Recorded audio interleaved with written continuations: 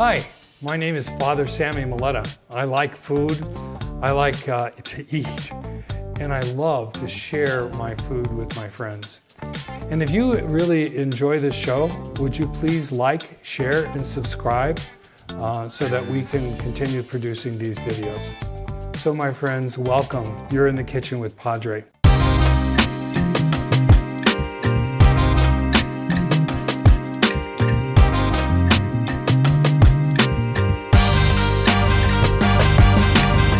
So today we have a couple things we're going to do. It's from two different countries, all right? So we're going to do a braciole, which is an Italian rolled meat in red sauce with pasta. But we're always going to start with our dessert, and we're doing something very unusual today called clafoutis. It's French. It's a simple cherry custard pie, and it's so easy to make that anyone can do it. The hardest part of it is pitting the cherries. So here we go. You can see I've got several, and what I've done is I've pitted them and put them in my pie tin, and when my pie tin is filled, I know I have enough cherries. So you don't have to worry about like a cup or anything like that. So we put the cherry in these little doodads here, and we're going to be careful. I've got to catch the seed, the pit, as it comes out. There we go. Now, originally in France, they left the pits in, believe it or not. The pit actually has a chemical inside of it that has an almond-like flavor. And so they like the flavor, so they let the pits in. But in today's world, with possibility of cracking a tooth or choking, we can achieve that almond flavor by simply putting a little almond extract into the mixture. So this is how simple this is. Here I got my mise en place, which you should always do. That's everything you need. Lay it out, so you just boom, boom, boom, okay? So what I have here is 1 cup of granulated sugar, 1 cup of all-purpose flour with just a pinch of salt in it. And here I have a 1/2 cup of whole milk and a cup and a half of heavy cream. Into that I put like a tablespoon of vanilla and a teaspoon of almond extract. Of course, we have the cherries that we've pitted, and you can see I've dusted them with sugar. To this I have 4 whole eggs and 1 egg yolk. So we're going to start in the food processor. Everything's made in the food processor, poured in. We're going to start with the sugar and the eggs. Now, again, as I was saying earlier, there are no need for hard, fast rules. If you want to do the flour and the milk, I mean, it doesn't matter. Really, it's all going to come together. So we're just going to food process that. We're going to add half the flour.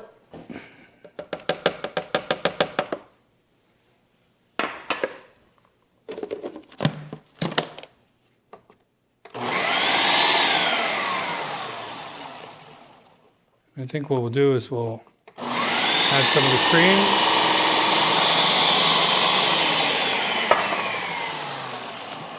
Now what you don't want to do is mix this too much, because it's going to put air inside. And this is almost like a souffle. I mean, it's a custard is the same thing, except it's a slow bake, and so it deflates. So when this thing bakes, and it's going to take almost 2 hours to make this, it's going to rise up like a souffle, and then as you sit it out, it's going to collapse again, and that's okay. That's how it's intended to be. So let's mix.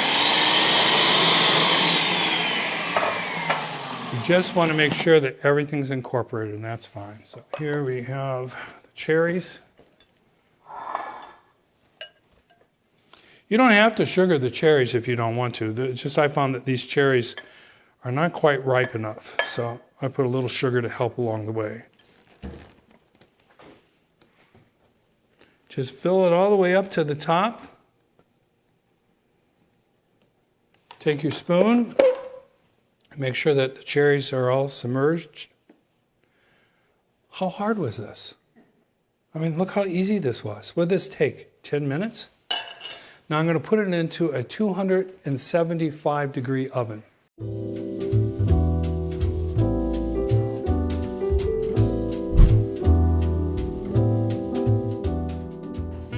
So we're making brioche, and this is a recipe like so many recipes that have sort of been developed here in the United States. So like in Italy, you wouldn't have it exactly this way. And also in Italy, and our dessert today is from France, when you're in Europe, they have really rigid rules about how they do things, what ingredients they use, how to put them in. Everything is like so rigid. But here in the United States, we've kind of fallen away from those rules. And so this braciole is going to be my version, but you have your version. You can do all kinds of things to make it your own. Don't have to follow this recipe exactly. But this is kind of like, and for many Italian Americans, a Sunday meal where the family would gather. There are still people like on the East Coast where the strong Italian communities where grandma still makes this every single Sunday and everybody comes over. And that's all what food's about, isn't it? Is bringing people together, especially family. And if you take it one step further and you understand that God calls all of us, we are adopted children of God, daughters and sons. And so in a sense, we're all one family. And food is a way that really comes home for us. So first thing you do is, now we usually use flank steak for this, and I would recommend that. The butcher talked us into this round steak, and it's been really difficult to work with. You have to pound it off and thin. So just, you don't want to like, pow, because it'll break it open. We take this out, and then we're going to salt and pepper it.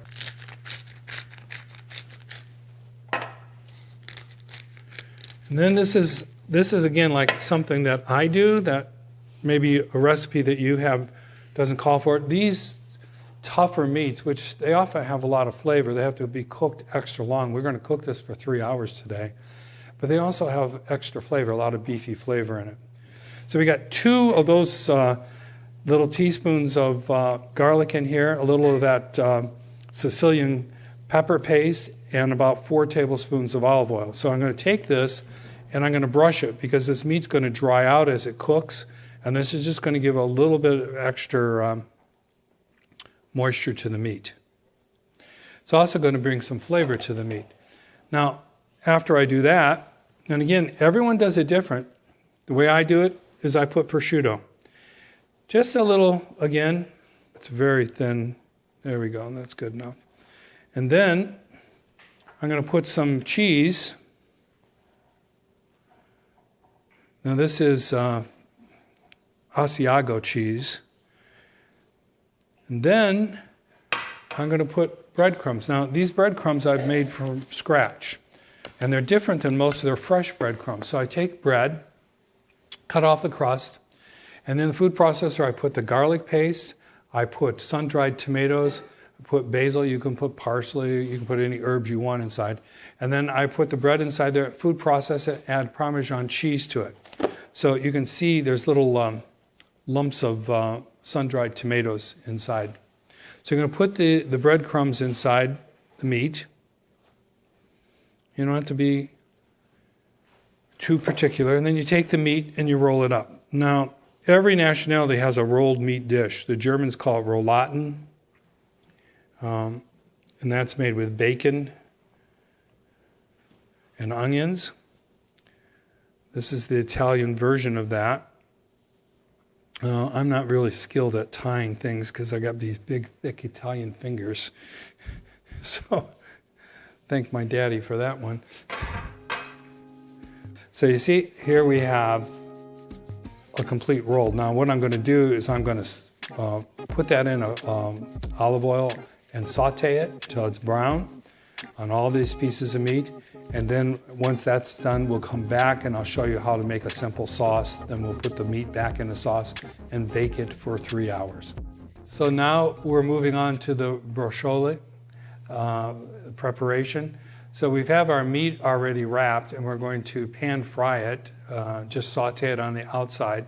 And we want to get ready for the sauce because it's all going to happen real quickly. So here's the mise en place for that. We have 2 cans of whole Italian tomatoes. Now the problem with these tomatoes are you got to bust them up. And if you try doing this, that's the old-fashioned way. The new way is just to put them in a container and use it like a potato masher. Just mash them up. You can also put this in a food processor, What you kind of want is those hunky pieces of tomato in this, okay? So that's the basic of our sauce. Then I have here is the leftover when we trim the meat, the pieces that after we cut the fat out, so there's no sense wasting it, we'll throw it in the sauce. I have a little bit more than a cup of chopped onions here. We're going to put some garlic paste in here, about 3 tablespoons, or teaspoons rather, 3 teaspoons of garlic paste, and then passata, which is the Italian, it's just tomato sauce, okay? All right? So let's get busy, come over to the stove with me so we can fry this meat. You don't want to crowd your pan, so leave some space. Gonna let that just sit for a while until it gets brown, and we're just going to keep turning until we brown all sides of the meat.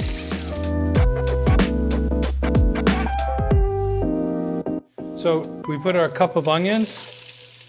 We're going to sweat those a little bit. I got this set on medium.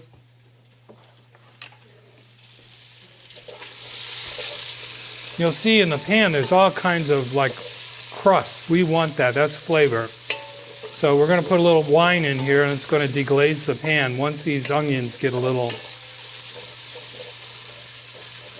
So we sweat these onions down, and into that I'm going to put a half a can, so let's, for those people who need to know this, so 70 grams of tomato paste.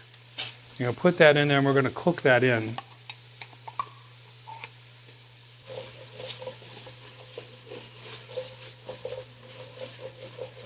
Since we're using fresh canned tomatoes, they don't have a lot of flavor, so you really want to boost it up with a little tomato paste. Now, I also like to put anchovy paste in this at this point, but I'm not going to do that today. So this is Italian seasoning. Be very careful when you measure this. However you like. It's no big deal. So we got this going. Now I'm going to put the garlic in here. This is made with a little olive oil, so 1, 2, 3. I'm going to mix that all together. I'm going to turn the heat up on high because I'm about ready to put some wine in. You need to deglaze. Now you can use red wine or you can use white wine. They always say whatever wine you use, make sure it's a wine that you would drink. So again, measure carefully, but about a cup. And stir that around. I'm going to throw in the scraps for the meat that when we trim the beef. There's no sense wasting it. Just put that. We just trimmed it and then put it in a food processor and chopped it up. It's not quite like ground beef, but it's pretty. So it's going to melt into as this thing cooks. And again, just add some extra flavor to the sauce. So into this, we have our 3 cans that we've chopped up. We'll just very carefully try to pour that in. Oop, there's a couple of tomatoes, and they'll all break down. Okay. So into this, I'm going to add a jar and a half of passata. Passata is just Italian tomato sauce. And I like to get this stuff online or the restaurant store so that I can get real Italian Marziano tomatoes. I think that makes a difference. Now, so simple. I'm going to take these and I'm just going to lay them in. I'm going to try to get the bigger ones in first. Might be a little crowded, but that's okay. Now, I'm going to take this and see if I need extra sauce. I don't think I'm going to need extra sauce. I think we got them all submerged. Again, how simple is this? I mean, the toughest part of this is the pounding the meat and rolling it up, but making the sauce is like nothing. I mean, just 1, 2, 3. That's why the mise en place is important. Have everything out, measure it, boom, throw it in. So I'm going to put this into a 350-degree oven for about 3 hours. So we're ready to put the pasta in. going to set that for 8 minutes.